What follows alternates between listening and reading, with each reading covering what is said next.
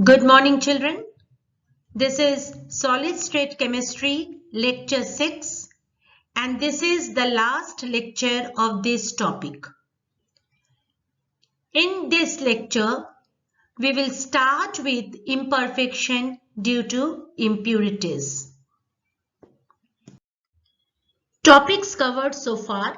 In Lecture 1, we have done definition of solids and its different types, isotropy and anisotropy, unit cell parameters, calculation of atom per unit cell.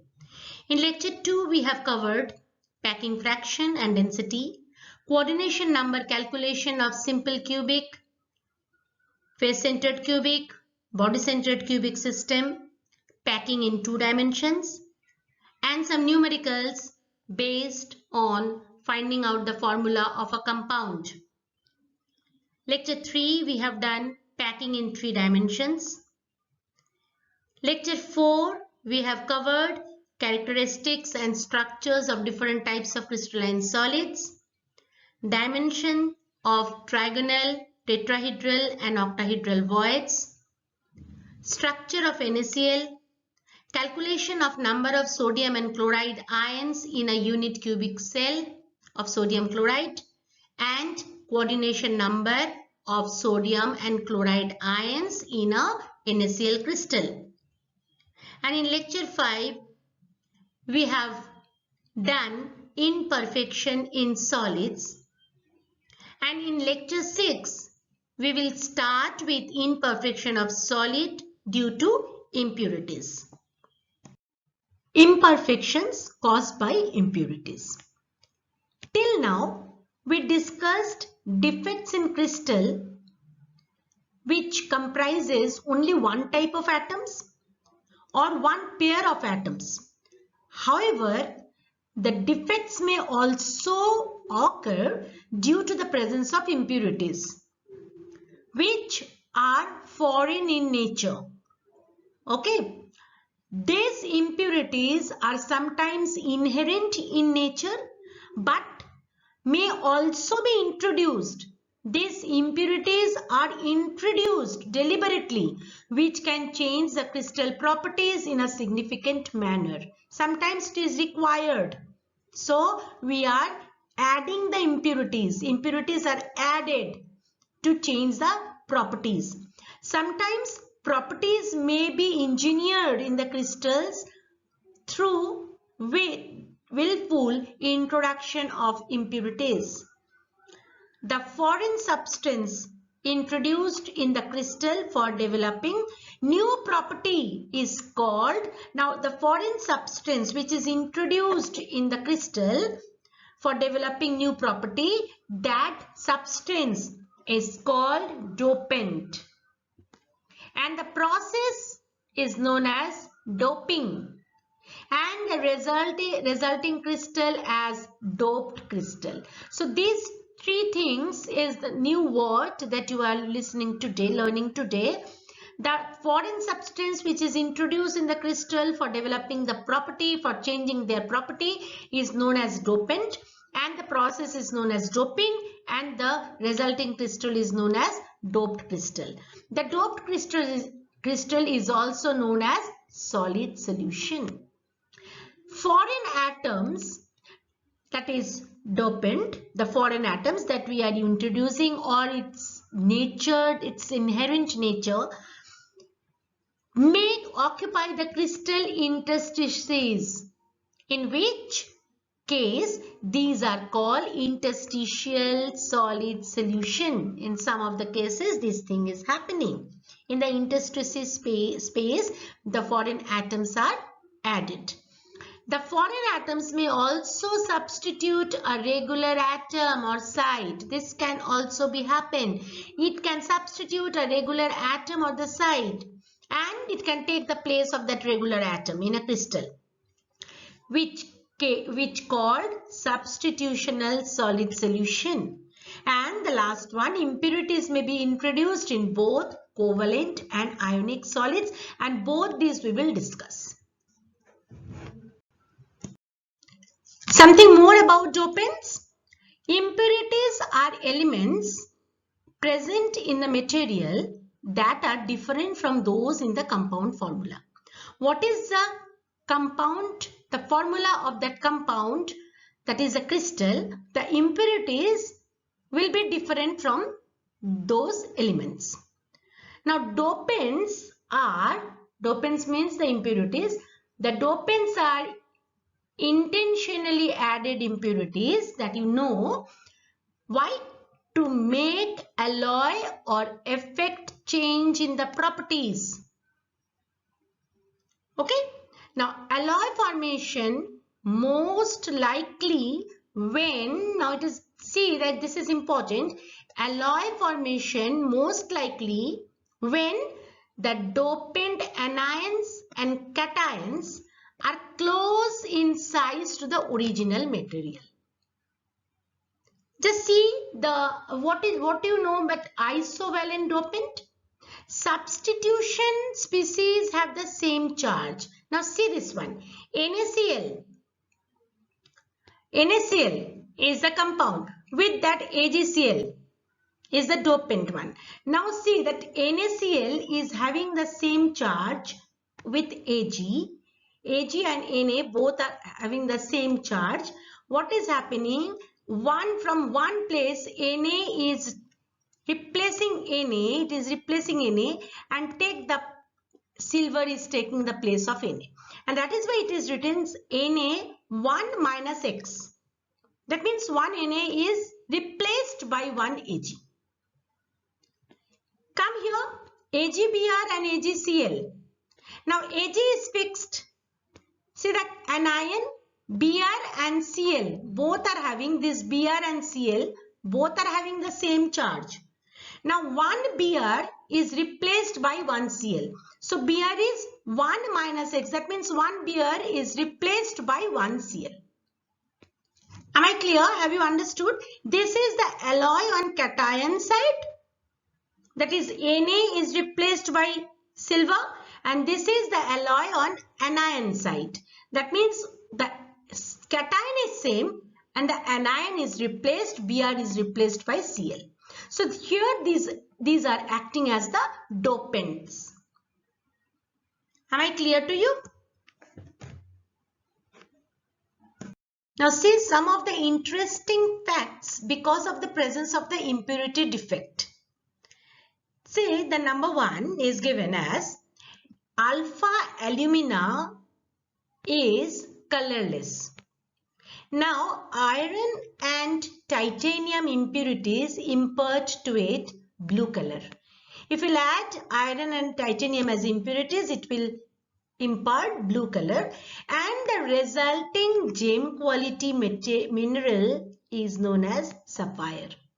So sapphire is made from alpha alumina where the impurity present iron and titanium.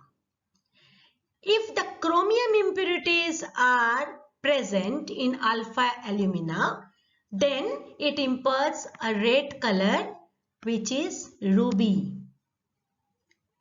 Third, pure semiconductor rarely conduct electricity at room temperature. Their ability to conduct electricity is caused by some impurities present in it. Such impurities are deliberately added to silicon in the manufacture of integrated circuit. In fluorescent lamps, the visible light is emitted by impurities in the phosphor luminescent material. These are the some facts, some effects because of the presence of impurity defects. Some impurity defects present in covalent solid. The example is taken for silicon and germanium. They belong to group 14. Now group 14 means they are having 4 electrons in their outermost orbit. So they can form 4 covalent bond. Now if group 13 element such as gallium or aluminium, if it is introduced as an impurity. For substituting silicon or germanium atom, then see this figure, what is happening? The aluminum is belonging to 13 group. So it is having 3 electrons in its outermost orbit. So with the silicon, the 3 aluminum, they are making 3 covalent bond. And 1 electron is extra in silicon. See, this is this one. But aluminum is having no electron now because 3 electron is finished with by making 3 covalent bond with silicon. So it is making a hole. This is making a hole. Now because of this hole, some other electron is coming and taking the place of that hole. Fill that hole and thus produce another hole. And this is going on. Now this is a defect. This defect makes the crystal electrically conducting. This is known as p-type semiconductor. It is making a semiconductor. P-type semiconductor. Now I am just reading this. When group 13 element such as gallium or aluminium is introduced as an impurity substituting silicon or germanium atom, the 4th covalent bond it makes with the adjacent silicon or germanium atom is deficient in an electron. As I told you, this electron of silicon cannot form a bond. This electron deficient covalent bond is called a hole. With increase in temperature, 1 electron from a normal covalent bond may migrate to this hole, fill it, and in turn produce another hole. This defect makes the crystal electrically conducting, and this is known as p-type semiconductor. Another thing, what can be happen? The group 14 element with silicon and germanium. Now group 15 element can substitute group 14 element such as phosphorus or arsenic. It can substitute silicon or germanium atom. Now what will happen? Group 15, so it is having 5 electrons in its outermost orbit. So silicon and germanium is having 4 electrons in its outermost orbit. So they are making 4 covalent bond with the 4 electron of phosphorus or arsenic. So phosphorus and arsenic is having 1 electron extra. Okay, this make the crystal electrically conducting at higher temperature. See this one. This is the free electron. Okay, so this is called N-type semiconductor. This is called N-type semiconductor. When group 15 is substituting group 14, then it is N-type semiconductor. When group 13 is substituting group 14, they are known as p-type semiconductor. Now impurity defects in ionic solid. In ionic solid, impurity defects may be introduced by adding impurity ions with a different valency state, usually higher valency state. Suppose that the example is taken molten NaCl containing a little amount of SrCl2. If it is crystallized in this way, NaCl containing a little amount of SrCl2. Now see, the cation here present is Sr, which is replacing Na. Which is replacing Na. Now Sr is having valency Sr2 plus. So it will replace 2 Na plus ion. 2 Na plus ion. But it will take, just see the figure, it will take only one position. Here only Sr2 plus is present in place of Na plus. Sr2 plus is sitting here. It is replacing one Na plus and Sr2 plus is sitting here. But it will replace 2 Na plus. So see, this place is vacant. One Na plus, in the place of 1 Na plus, Sr2 plus is sitting. And to balance it, 1 Na plus is vacant. This is known as cation vacancy. Now I am just reading it. In ionic solids, impurity defects may be introduced by adding impurity ions with a different valency state, usually higher. If molten NaCl containing a little amount of SrCl2 is crystallized, some of the sites of Na plus are occupied by Sr2 plus, as I told you. Now each Sr2 plus replaces 2 Na plus ion. It occupies the site of one ion. Full Sr2 will sit in one ion and the other site remain vacant. The cationic vacancies thus produced are equal in number to that of the Sr2 plus ion. One Sr2 plus ion, so one cationic vacancy. Only the charge is different, only the valency is different. But one Sr2 plus, so one vacancy.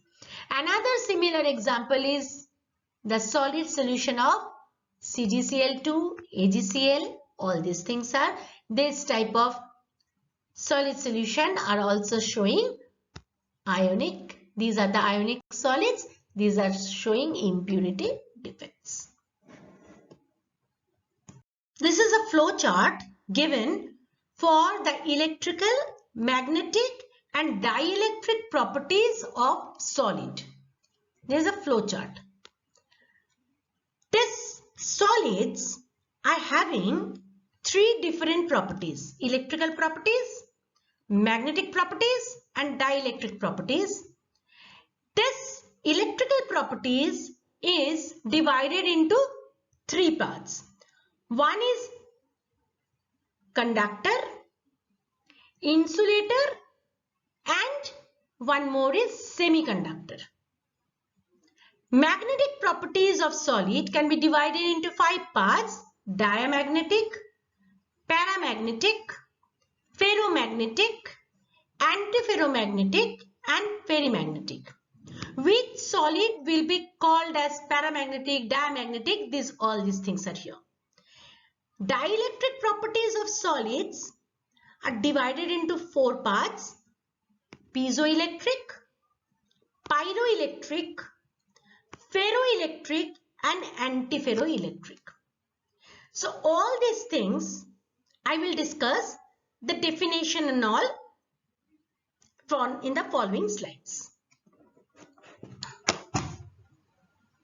Which one you will call as conductor? The materials that conduct electricity are called conductors. All you know about it. The metals are generally good electricity conductor.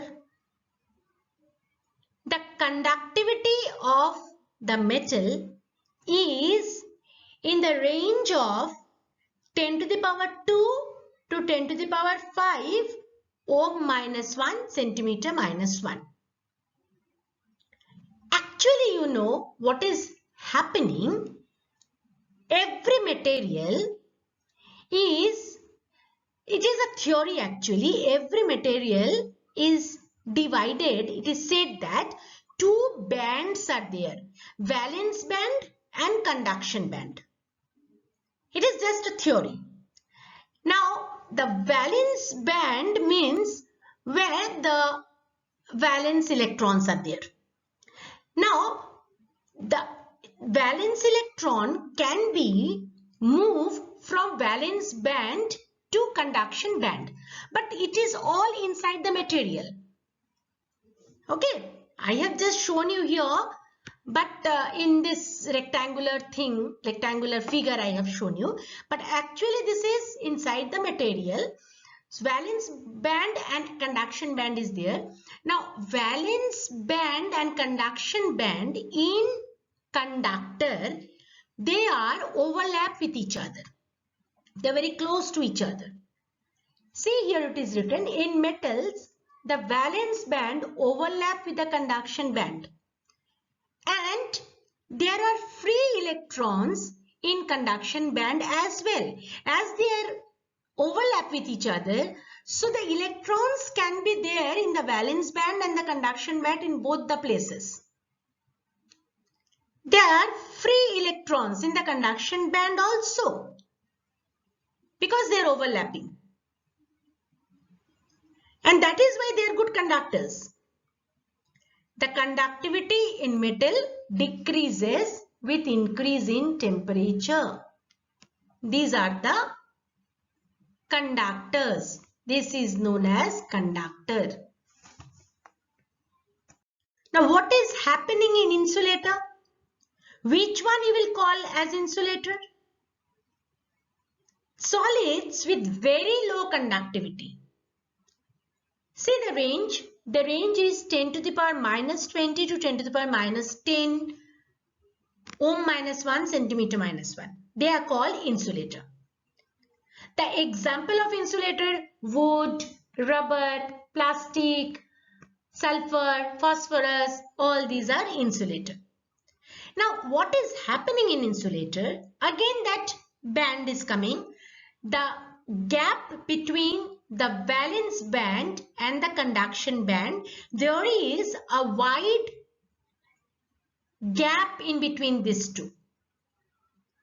They are widely apart, and hence the electron cannot migrate from valence band to conduction band. It is very difficult to migrate the electron from valence band to conduction band, and that is why they do not conduct electricity. As simple as that. However, at higher temperature, some electrons from valence band may move to conduction band. And because of that, what will happen? They result into some amount of conductivity. But as such, we are saying insulator means very low conductivity. It's not a good conductor. Okay, understood? Semiconductors. Semiconductors are not electrically conducting at room temperature. But with the increase in temperature, their conductivity can be increased. In semiconductor, the gap between the valence band and the conduction band is not much. See the gap? It is not much. So, at higher temperature, the electrons from valence band can be excited to conduction band, and it can conduct electricity. Now, sometimes deliberately some impurities are added to reduce this energy gap, and this is happening in N-type and P-type semiconductor. N-type and P-type I have explained to you. The mixing of group 14 and group 15 and group 14 and group 13, N-type and P-type semiconductor. Deliberately, this type of impurities are added to reduce the energy gap. The conductivity range is from 10 to the power minus 6 to 10 to the power 4 ohm minus 1 meter minus 1. Magnetic properties of solid. Different types of substance behave differently towards magnetic field. Depending upon their response in the magnetic field towards the magnetic field, the substance may be categorized into 5 different categories. How they are behaving in the magnetic field. How that particular solid will behave in the magnetic field. So it is categorized into 5 different categories: diamagnetic, paramagnetic, ferromagnetic, antiferromagnetic and ferrimagnetic. I am just explaining one by one. Paramagnetic and diamagnetic.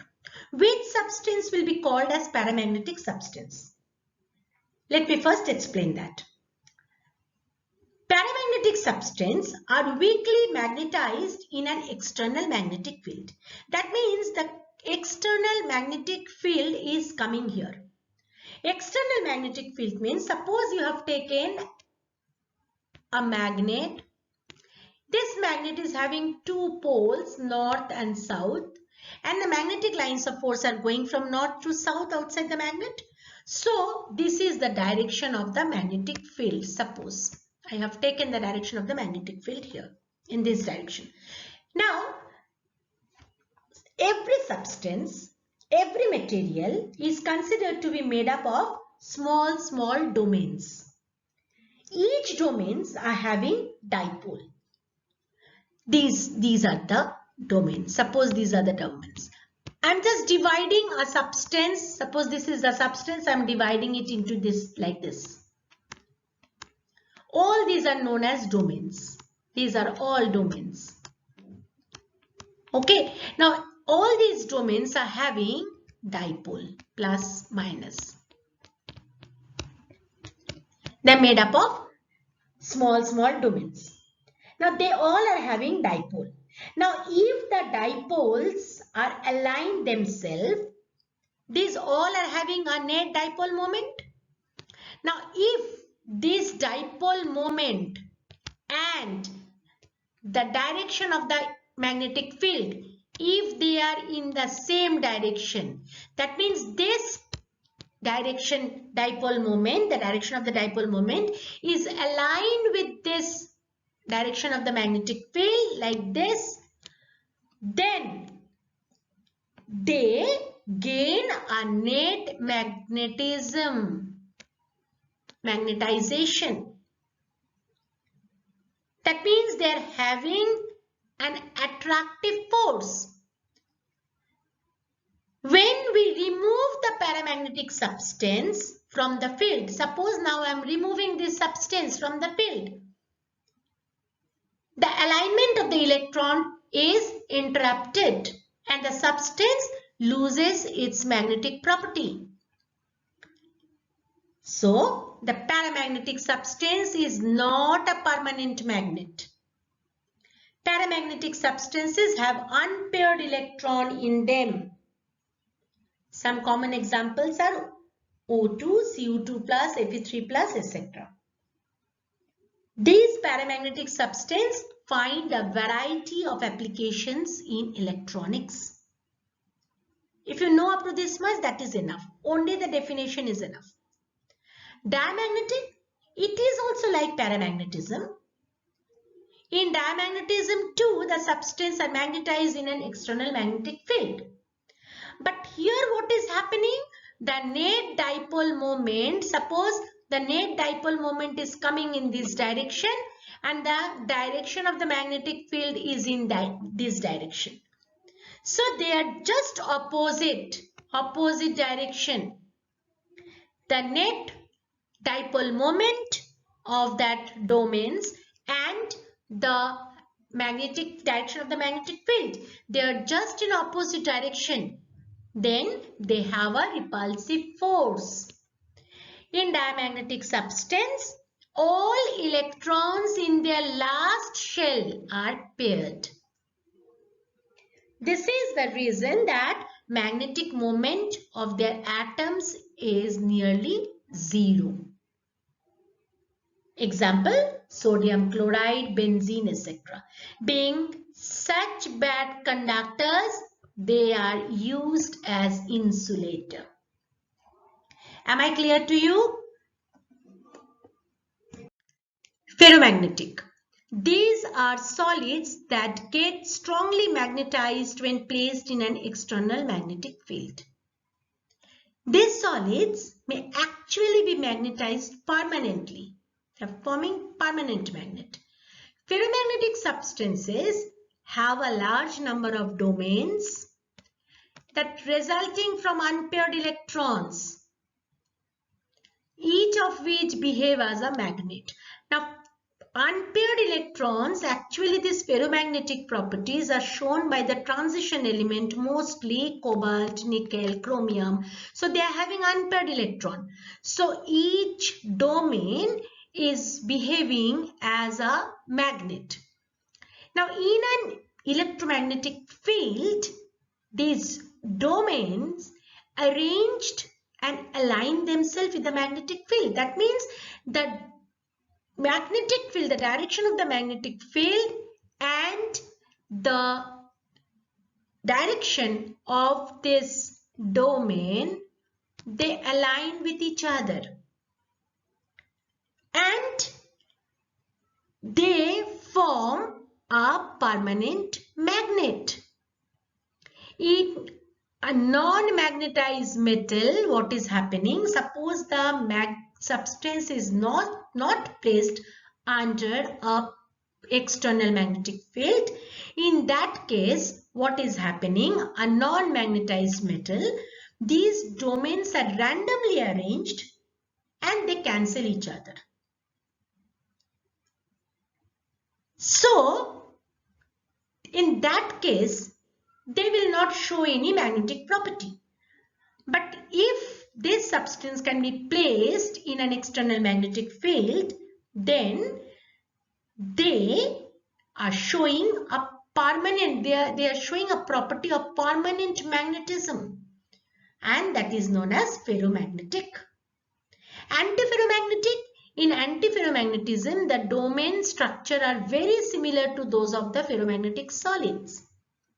But these are oppositely oriented and cancel each other's magnetism. They are oppositely oriented like this. They are oriented in this way. So they cancel each other. Okay. Ferrimagnetic. In ferrimagnetic, these substances occur when magnetic moments are aligned in both the direction, parallel also, anti-parallel also, but they are unequal in numbers. These are weakly attracted to magnetic field, and on heating, these substances will lose their ferrimagnetic properties. Okay, they are like this, unequal in number. Unequal in number. So this type of thing are known as ferromagnetic. These substances are showing ferromagnetic properties. And on heating, these substances lose their ferromagnetism. Example are magnetite and ferrites of zinc and magnesium. We have completed electrical properties and magnetic properties of solid. Now it is coming to dielectric properties of solid. Now in case of insulator, the electrons in individual atoms or ions is bound to corresponding nuclei. So they are not able to migrate from valence band to conduction band. And if the electrons cannot migrate from valence band to conduction band, as I told you, there is no conduction of electricity. So in an external electric field, now suppose you are just using an external electric field, these atoms or ions undergo polarization. Polarization means charge distribution due to the formation of dipoles. These dipoles may behave in two ways. One, they may align themselves in such a way there is a net dipole moment. They can align themselves with the electric field, or they may cancel each other's dipole moment to make the net dipole moment zero. Now, based on their behavior under external electric field, their properties have been classified to piezoelectricity, pyroelectricity, ferroelectricity and antiferroelectricity. So only the definitions required. Okay, for this. What is piezoelectricity?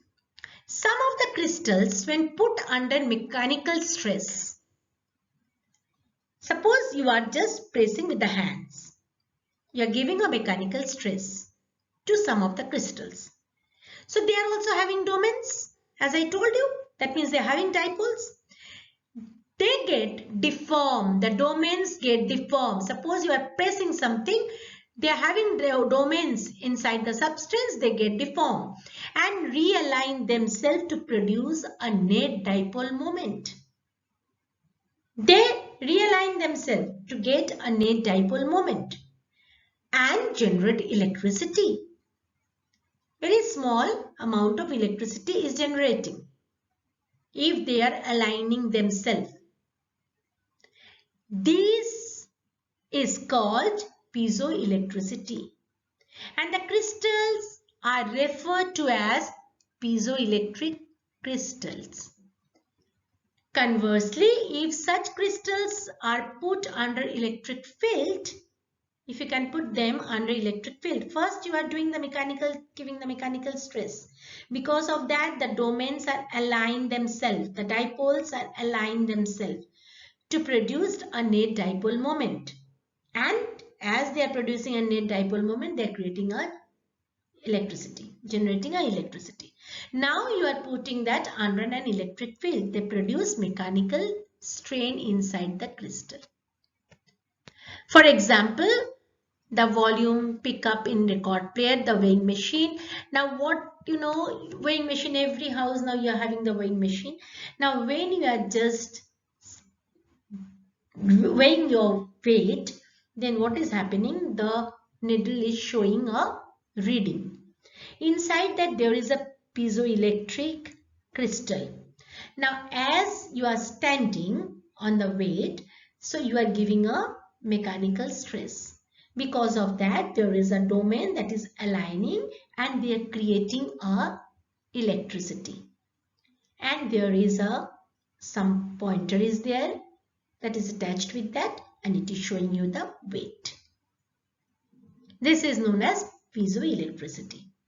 Pyroelectricity, some polar crystals when heated produce a small electric current. Polar crystal when heated they produce a small electric current. This is called pyroelectricity and the phenomenon is called pyroelectric effect. Up to this much is enough. Ferroelectricity, in some of the piezoelectric crystal, dipoles are permanently aligned even in the absence of the electric field. The direction of polarization may be changed by applying the electric field. This phenomenon is called ferroelectricity. Example, barium titanate, sodium potassium tartrate, potassium dihydrogen phosphate. They are showing the property of ferroelectricity. Antiferroelectricity, when the dipoles in a crystal are aligned in opposite direction.